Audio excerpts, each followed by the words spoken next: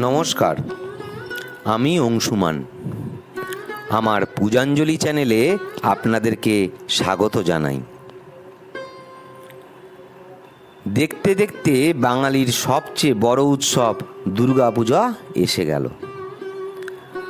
আজ আমার বিষয় শ্রী শ্রী চণ্ডী প্রসঙ্গ।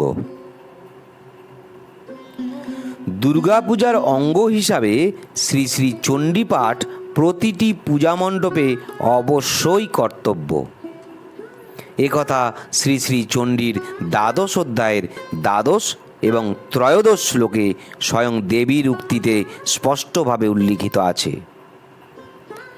আসুন জেনে নেওয়া যাক শ্লোক দুটি কি কি। শরৎকালে মহাপূজা ক্রিয়তে या च वार्षिकी तस्यां ममैतन्माहात्म्यं श्रुत्वा भक्ति समन्विता सर्वबाधा विनिर्मुक्तो धनो धान्यो सुतान्विता मनुष्यो मत्प्रसादेन भविष्यति न संशय। অর্থাৎ দেবী চণ্ডী বলছেন, শরৎকালে যে বাৎসরিক দুর্গাপূজা অনুষ্ঠিত হয় তাতে আমার এই মাহাত্ম্য ভক্তি সহকারে শ্রবণ করলে মানুষ আমার কৃপায় নিরাপদে ধনধান্য পুত্র প্রভৃতি লাভে সমর্থ হবে। এতে কোনো সন্দেহের অবকাশ নেই। সুতরাং বলা যায় চণ্ডীপাঠ দেবী পূজার একটি প্রধান অঙ্গ। ভারতবর্ষের 51টি দেবীপীঠ স্থানে বা শক্তি সাধনার কেন্দ্রে চণ্ডীপাঠ নিয়মিতভাবে করা হয়। এবার আসি গীতা ও চণ্ডীর তুলনামূলক আলোচনা। আমরা সবাই জানি হিন্দুদের পরম পবিত্র ধর্মগ্রন্থ বেদ, বেদান্ত, স্মৃতি, ন্যায় প্রভৃতি অসংখ্য। দুঃখের বিষয়, এই সমস্ত শাস্ত্রগ্রন্থের মর্মোদ্ধার বা চর্চা অনেকেই করি না। কিন্তু গীতা ও চণ্ডী অনেক হিন্দুর গৃহেই ঠাকুর ঘরে থাকে। কেউ কেউ নিত্য দুটি গ্রন্থের পূজা ও পাঠও করে থাকি। আশ্চর্যের বিষয়, গীতা ও চণ্ডী দুটিকে আমরা ধর্মগ্রন্থ বলে মান্যতা দিই, কিন্তু জানি না এই দুটি গ্রন্থ পৃথক কোনো গ্রন্থই নয়।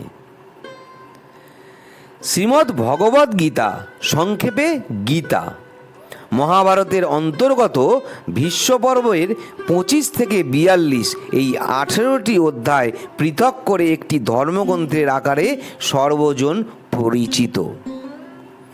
আর শ্রী শ্রী দেবী মাহাত্ম্য, সংক্ষেপে শ্রী শ্রী চণ্ডী গ্রন্থটিও আসলে পৃথক কোনো গ্রন্থই নয়, মার্কণ্ডেয় পুরাণের 81 থেকে 93 এই 13টি অধ্যায় নিয়েই গঠিত। সবচেয়ে মজার ব্যাপারটি হলো, মহাভারত ও মার্কণ্ডেয় মহাপুরাণ উভয় গ্রন্থই মহর্ষি বেদব্যাসের রচনা। তাই এই দুটি ধর্মগ্রন্থে অজস্র মিল লক্ষ্য করা যায়। তার কয়েকটি উদাহরণ এখানে দেওয়ার চেষ্টা করি। 1 নম্বর, ভারতীয় পূজা পদ্ধতি বৈদিক ও তান্ত্রিক এই দুটি ধারায় কিন্তু প্রবাহিত। বেদের সারভাগ উপনিষদরূপ গাভীর দুগ্ধ যদি গীতা হয়, তাহলে তন্ত্ররূপ গাভীর দুগ্ধ শ্রী শ্রী চণ্ডী। একথা নিশ্চিতভাবে বলা চলে, সমগ্র তন্ত্রশাস্ত্রের সার শ্রী শ্রী চণ্ডীর মধ্যে নিহিত আছে। অতএব ভারতীয় সংস্কৃতির আধ্যাত্মিক রূপের উপলব্ধি করতে গীতা ও চণ্ডী দুটি গ্রন্থই অপরিহার্য।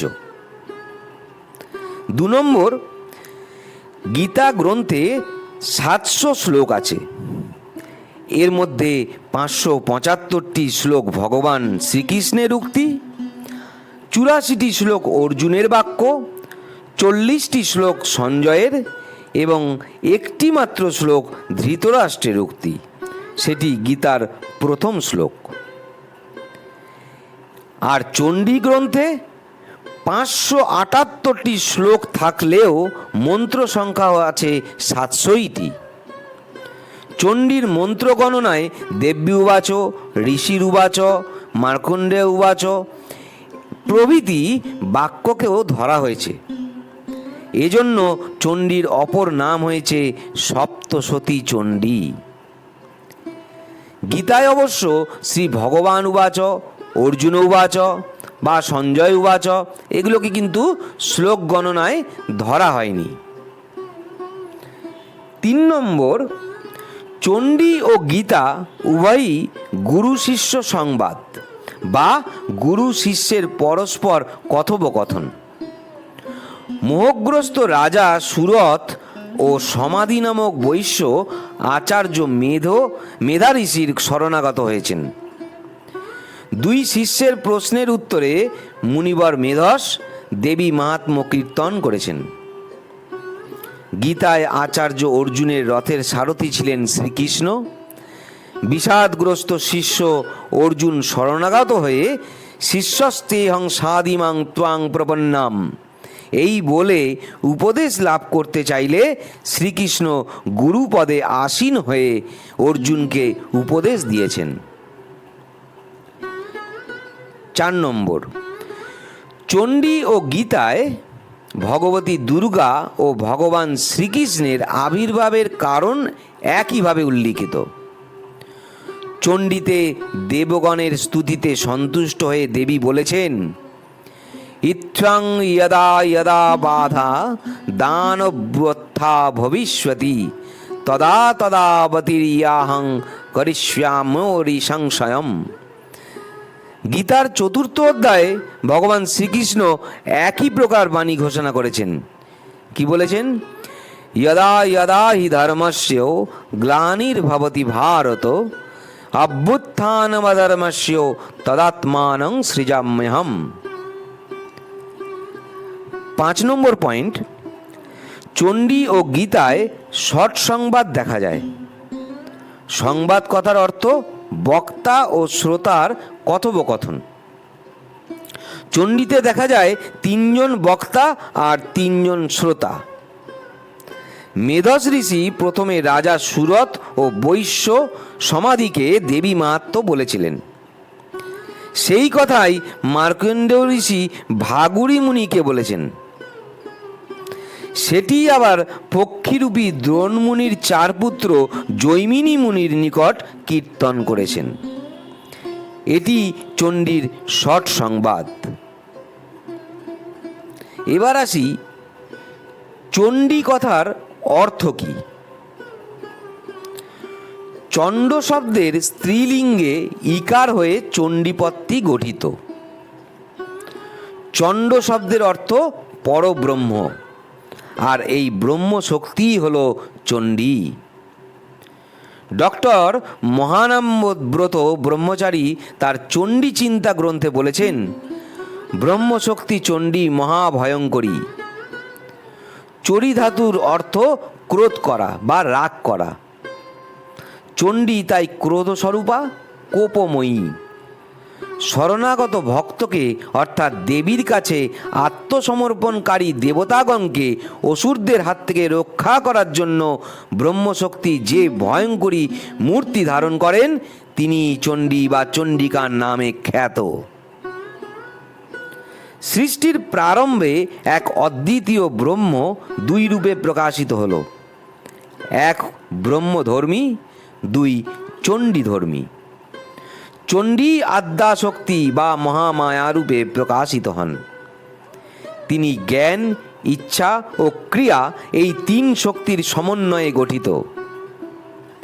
জ্ঞান শক্তি মহা সরস্বতী, ইচ্ছা শক্তি মহাকালী আর ক্রিয়া শক্তি মহালক্ষ্মী নামে ভূষিতা হন। এই জন্য চণ্ডী গ্রন্থের 3টি চরিত্রে এই 3 শক্তির প্রকাশ লক্ষ্য করা যায়। প্রথম চরিত্রে মহাকালী দেবতা। মহাকালীর প্রীতির জন্য প্রথম চরিত্র পাঠের প্রয়োজন। প্রথম চরিত্রে চণ্ডী গ্রন্থের প্রথম অধ্যায়ে দেখা যায়। আবার মধ্যম চরিত্রে মহিষাসুরের সৈন্য ও মহিষাসুর বধের জন্য মহালক্ষ্মী দেবতার আবির্ভাব। এই মধ্যম চরিত্রে চণ্ডী গ্রন্থের 2 থেকে 3 এই 2টি অধ্যায় বিদ্যমান।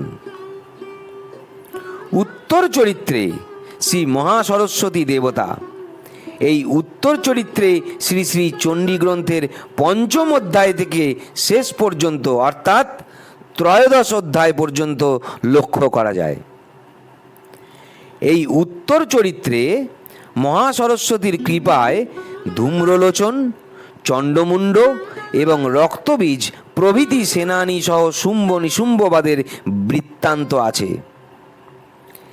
এবং অন্তিম অধ্যায়ে রাজা সুরথ ও বৈশ্য সমাধিকে দেবী বর প্রদান করেন।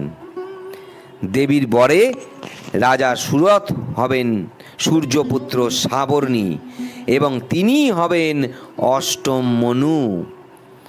এখন 7 নম্বর মনু অষ্টম মনু হয়ে আসবেন আর বৈশ্য সমাধি ব্রহ্মজ্ঞান লাভ করবেন, অর্থাৎ তিনি মোক্ষ লাভ করবেন।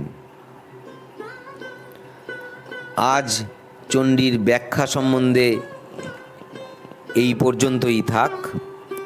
পরের দিন আমি মহামায়া দেবী দুর্গা বা চণ্ডী কে, মহামায়া দুর্গা কে, মা দুর্গার আবির্ভাব কিভাবে হয়েছিল এবং দেবগণের অস্ত্রদান অর্থাৎ দেবতাগণ কি কি অস্ত্র, কোন কোন দেবতা কোন কোন অস্ত্র দিয়ে সুসজ্জিত করেছিলেন তার বিস্তৃত ব্যাখ্যা করব। আশা করি আমার ভিডিওটা আপনাদের অবশ্যই ভালো লাগবে। ভালো লাগলে অবশ্যই আমার চ্যানেলটিকে সাবস্ক্রাইব করবেন, লাইক করবেন এবং সুস্থ থাকবেন। ধন্যবাদ।